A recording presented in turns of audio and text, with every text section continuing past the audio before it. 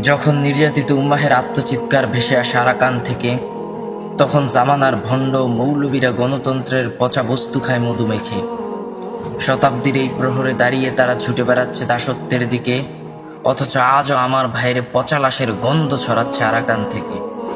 জিহাদের হুঙ্কারে, মিথ্যার জঙ্কারে যাদের ধ্বনি আসত ভেসে, তারা সবাই এখন আল্লাহর ইবাদত ছেড়ে গণতন্ত্র নামক ধর্মকে চষে।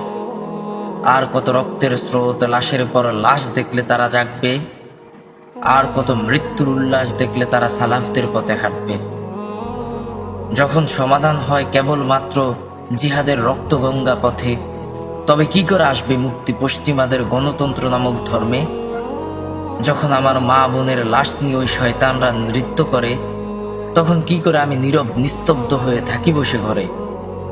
আর কত মানুষ লাশ হলে আরাকান মুক্তি পাবে? আর কত মা বোন ধর্ষিত হলে ওদের যৌন লালসা মিটে যাবে? আর কত মানুষের জীবন চলে গেলে এই উম্মাহ জাগবে? আর কত সন্তানের বুক শত্রুর ভুলেটে গর্ত হলে তারা লিখবে। অত্যাচারীর কারা কপাট থেকে আজও চিৎকার ভেসে আসছে উইগুর থেকে, ওই দেখো মজলুম দাঁড়িয়ে আছে ইহুদিদের বোমার বিস্ফোরণে ছিটকে পড়া পরিজনের গোশত হাতে। আজও আরাকান আমাদের বিরুদ্ধে সাক্ষ্য দেয় আল্লাহর কাছে, অথচ আমরা ওয়াজ মাহফিলে ব্যস্ত উম্মতের সাথে ভণ্ডামি ধোঁকাবাজি করে। আরাকান আজ কেঁদে যাচ্ছে জালিমদের জুলুম অত্যাচারে। হতবাক আজ সারা দুনিয়া সুশীল মুনাফেক ভণ্ডদের দেখে।